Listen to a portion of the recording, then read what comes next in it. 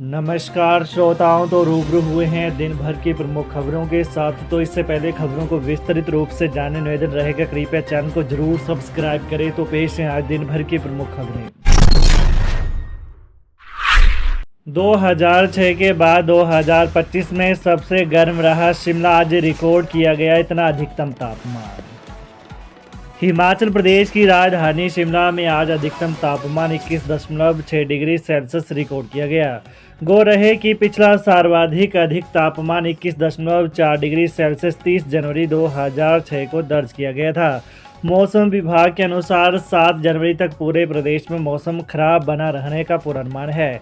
6 जनवरी को भारी बारिश बर्फबारी का अलर्ट जारी हुआ है। 8 जनवरी से मौसम साफ रहने की संभावना है।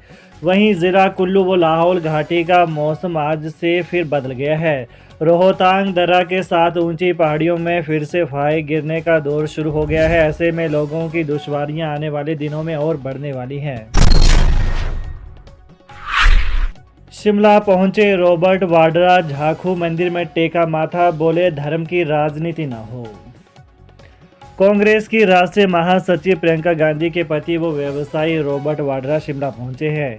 उन्होंने झाखू मंदिर में माथा टेका। इस दौरान व्यवसायी रॉबर्ट वाड्रा ने कहा कि मैं शिमला अक्सर जाता रहता हूं क्योंकि यह हमारा घर है।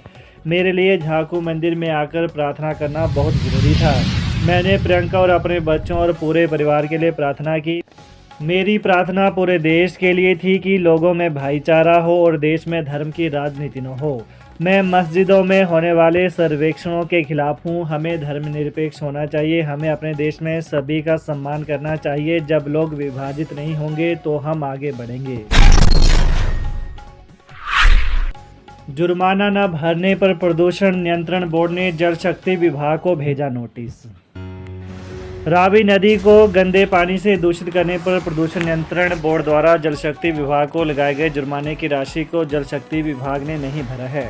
इस कारण प्रदूषण नियंत्रण बोर्ड ने जल शक्ति विभाग को नोटिस जारी किया है, जिसमें जुर्माने की राशि जमा करवाने को कहा गया है। बीते कुछ समय पूर्व प्रदूषण नियंत्रण बोर्ड के द्वारा बारगाह स्थित संचालित सीवरेज प्लांट से छोड़े जा रहे पानी के सैंपल भरे गए थे, जिसके बाद पानी के सैंपल को बोर्ड की लैब में फेल करार दिया गया, जिस पर 15 लाख रुपए का जुर्माना लगाया गया था।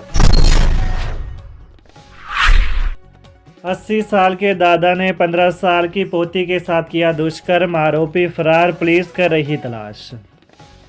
हिमाचल प्रदेश के शिमला जिले के रोहड़ू में एक नाबालिग से दुष्कर्म का आरोप उसके दादा पर ही लगा है। आरोपी फिलहाल फरार है और पुलिस मामला दर्ज कर उसकी तलाश में जुटी है।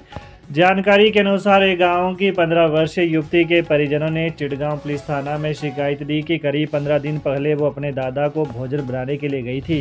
इस दौरान दादा ने उसके साथ जबरन अवैध संबंध बनाए। उसको इसकी जानकारी किसी के साथ भी साझा नहीं करने को कहा। पता चला है कि दादा अपने बेटों से अलग रह रहा था। बेटों की ओर से दादा को खाना बनाने के लिए बच्ची को भेजा गया था। इस दौरान दादा ने बच्ची के साथ दुराचार किया है।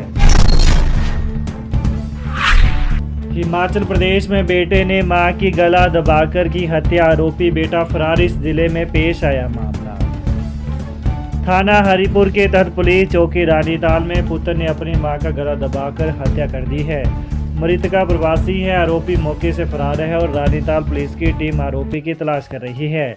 मृतका की पहचान मुन्नी देवी निवासी उत्तर प्रदेश के तौर पर हुई है, जबकि आरोपी का नाम कालूराम निवासी उत्तर प्रदेश के तौर पर हुई है। डीएसपी देहरा अनिल कुमार ने पुष्टि करते हुए बताया कि पुलिस ने हत्या का मामला दर्ज कर मामले की जांच शुरू कर दी है। उन्होंने बताया कि पुलिस आरोपी की तलाश कर रही है। बताया कि आरोपी शीघ्र सलाखों के पीछे होगा। दधोल चौक पर एचआरटीसी बस और कार के बीच टक्कर, चपेट में आए स्कूटी सवार, दोनों घायल, अस्पताल रेफर। भराड़ी थाना क्षेत्र के तहत शिमला मटोर नेशनल हाईवे पर धधोल चौक पर पथ परिवहन निगम की बस और एक कार की टक्कर हो गई।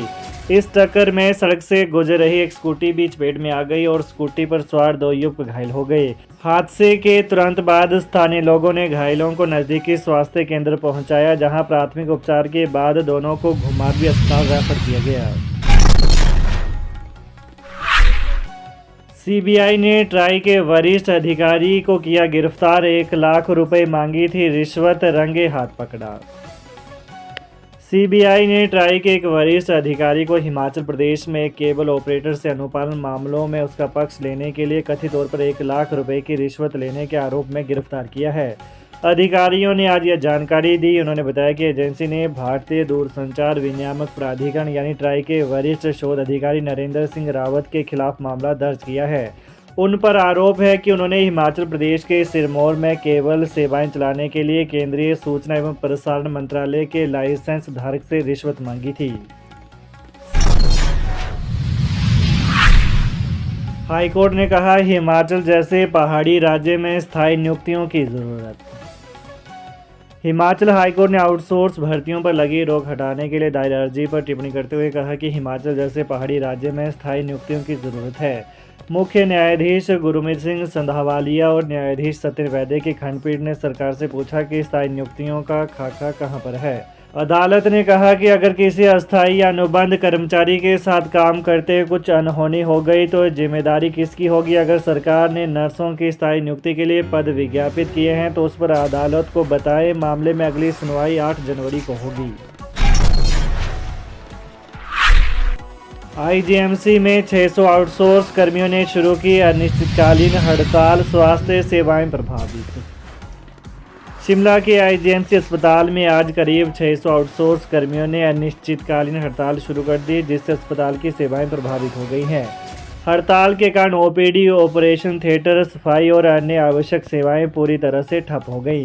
यह हड़ताल उन 132 आउटसोर्स कर्मचारियों की सेवाओं को समाप्त किए जाने के विरोध में की जा रही है, जिन्हें 1 जनवरी से नौकरी से हटा दिया गया था। इनमें वार्ड अटेंडेंट, सफाई कर्मचारी और ईसीजी ऑपरेटर शामिल हैं। हिमाचल मंत्रिमंडल की नए साल की पहली बैठक 8 को, जाने किस पर हो सकती है चर्चा।